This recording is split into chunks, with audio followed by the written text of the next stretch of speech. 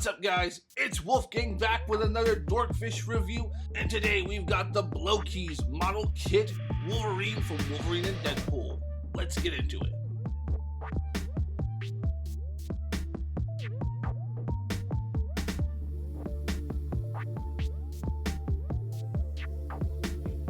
And before getting into this review, let me tell you exactly where you can find this figure and many others like it. You need to check out today's sponsor, and that is Zillion Toys Market. You can check them out on Instagram as well as Google them and show up to their store. They have so much amazing stuff. They have everything you need from Marvel to DC, different brands, NECA, Mezco, wrestling toys, anything you can think of, they've got for you. So check them out. That being said, let's get into the figure. Now, as always, we start with the box and accessories. All right, and for the box and pamphlet, keep in mind you do get the pamphlet here. It has the logo on the back, and you open it up, and it shows you the parts it comes with, how to assemble them, and how to put those parts together, as, again, he is a model kit. The box is nice and shiny. You've got Wolverine on the front. On the side, you've got some expectations of what you'll get on the back, and then the Wolverine Deadpool logo on that side. And that's really all there is to it otherwise. So let's go ahead and get into the accessories. Now, as stated in the intro, this figure is a model kit toy. So you build everything. So when it comes to what's in the box, it's all the pieces you need to build Wolverine. He does come with a few extra parts. So obviously the hands that are on him there are interchangeable, as well as the head he comes with.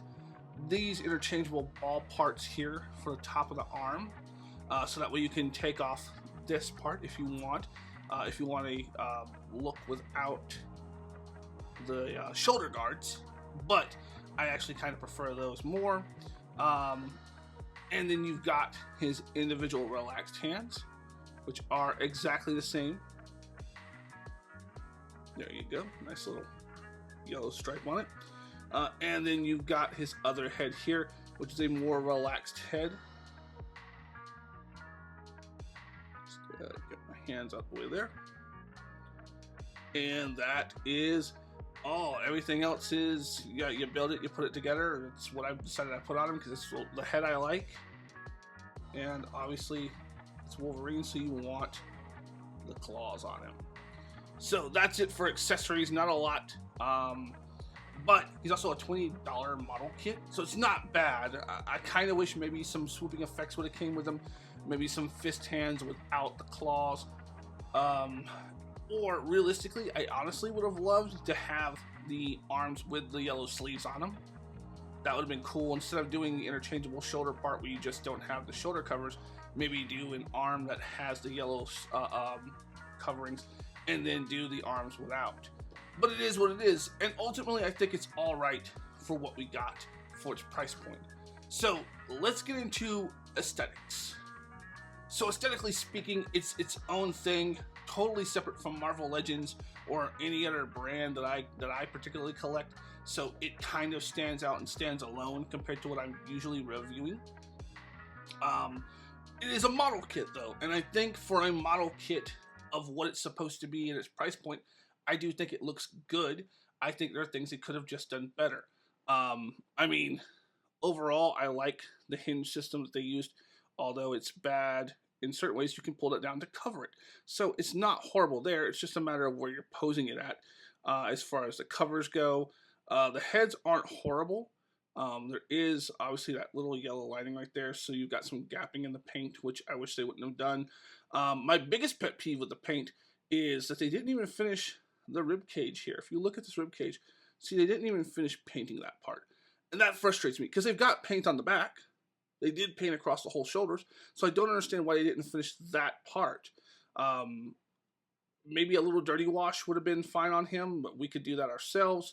And then I guess the other thing is aggravating me a little bit is I know it's different kinds of plastic across, but it doesn't even look like they use the same color. If you look at the boot, you can tell on camera that the cover here matches the ball peg, but not the foot. And I get they use different kind of plastics sometimes, but you could still matched it up way better with paint than what they did. So there's some aesthetic issues. Both claws, no matter what I do, have blue paint on them in the same area, which means it's a manufacturer's issue. So that's just something to look out for. And then I don't really like the gapping in the thighs. I know you can squish it down. It's got drop down thighs, but it's just an odd. It just looks odd. That's the thing, is it looks odd. But otherwise, aesthetically, I mean, the musculature is not bad. I don't hate it. It's very stylistic. It's got its own look and groove to it. And I don't think it's horrible. I just think there's little things. Fixing the paint, adding the paint where it should be instead of, I don't know, missing it. I want to preface this too by saying I'm not a model kit builder. That's not my go-to thing. So maybe my nitpicks here are a little unwarranted. Or maybe model kit people, if you're watching, chime in down below. Let me know what is or isn't acceptable. What about these things maybe right or wrong. But yeah, that's just my feelings on it. The only other feeling I have is proportion. Because you've got no upper area here, this should be a little taller. His arms seem really stupid long, and his torso seems a little squished. So proportionate wise, his arms needed to be shorter, or his legs and torso needed to be a touch longer. I really wish they had done that better. So he's really squatty in the wrong ways and kind of almost dangly arm. And I know some of the links may be attributed to the claws here, but realistically, when you look at any being that isn't misshapen or misformed, the knuckles should stop about here where that second stripe begins, not down here almost close to the kneecaps. So he's got really long arms. So maybe you've shrunk those and honestly just add a little more to the top of the thigh and a lot more to that waist area or the abdomen area, and he would be a-okay. But it is what it is. Again, it's only a $20 figure. So with that being said, let's go ahead and move into articulation. All right, and for articulation, his head is on a double ball joint. It's a little stiff. It's hard to get him to move. You can not really get him far. He can only look up that far with the head part and down that far. He gets a little bit of attitude, but not a lot. Head turns just fine. Getting that neck to sit straight, though, is a challenge. Pops off so easy.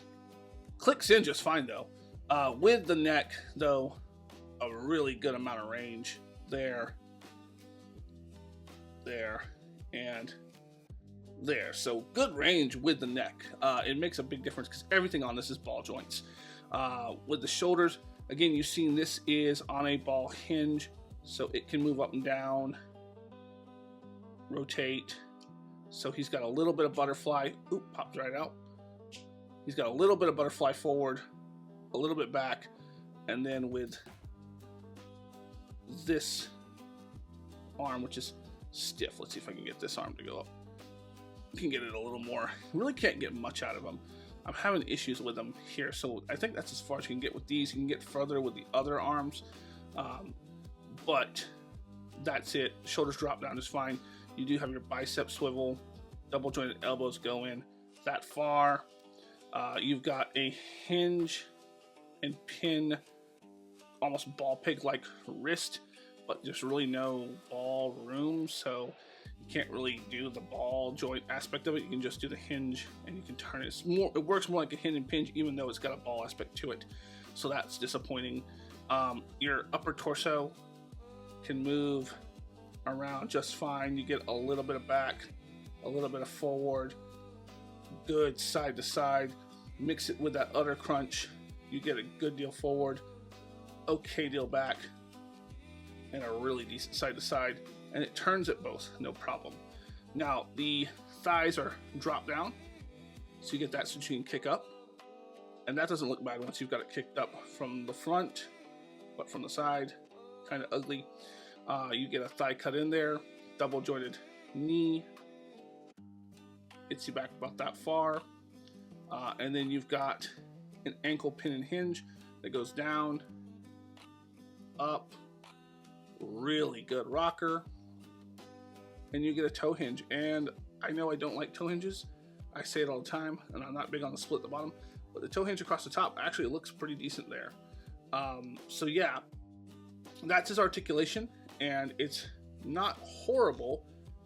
Again, it's a $20 figure, but it could be better in spots.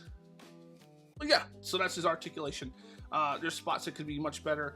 I think the wrists needed to be significantly better. They probably should have just been double ball pegs for what they did, because they kind of sit, if you look, they kind of sit almost at a little bit of an angle, which I wish they wouldn't do. I may have to go in and just try to readjust those pegs to see if I can get them a little more inwards, a little more natural looking. Yeah, and I wish the arms went up a little higher, but probably with these, you see these would take you up a lot higher. So if you want a higher articulation, just pop this joint in instead of those, and you'll get better. So let's go ahead and show that right quick. So there's that joint on him, so you can see it. They're universal, so you can put on either side. And with that, because the other piece isn't in the way, you can get his arm way further. It does expose the underneath part, but it doesn't look bad, actually. I still like this, but this doesn't look bad all the way around. And you get a decent range out of it. You can come forward. Oop, still is going to pop out, so be careful. But it pops in and out pretty easy. But yeah, so you see there's the arm range with that piece on it. But now let me go ahead and change it back. So there we have him back with both of the same shoulder plates on. And overall articulation, I think, is pretty good, all things considering. The one thing I will say, probably my favorite thing about him, is how the joints hold. They are super, super tight. Not so tight that you're afraid you're going to break it or you can't move, but he will hold any position. I have no problem putting him in a position and leaving him there, and he holds it fantastically, which is something I was afraid might not happen. But no, he holds great. And everything clicks into place and stays there. Now, with all that being said, let's go ahead and go into size comparison. First up, here we have him next to our Revoltech Ryu from Ninja Gaiden. Here we have him next to the Marvel Legends Gamerverse Wolverine. And here we have him next to a Mezco 1/12 scale Deadpool from Deadpool Wolverine. Alright, and so with final thoughts, here's the thing. I know in scale, with this particular one, he is small. Unless you want a more comic book accurate Wolverine, in which case he's actually pretty close to the right height with some of those figures. But here's the thing. They have 3 scales in this line, and this one happens to be the medium. There is a large, which I believe is a 6-inch or more of a 1/12 scale.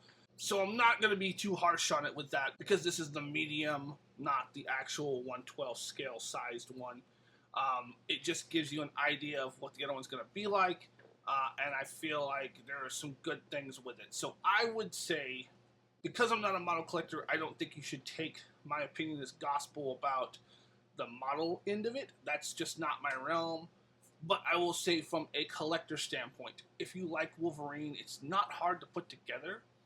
I mean, I did it in like 30 minutes. Super simple. Overall, it's not horrible. He gets into great positions and he holds. It's something you can pose around and play around with at your desk, or even work out poses with other figures on to try to figure out things. For 20 bucks, he's really not that bad for kit collectors and for Wolverine collectors. So on that end, I do suggest him. So with all that being said, guys, I want to thank you for watching this. Comment down below. Let me know your favorite model kit or your favorite Wolverine figure or collectible.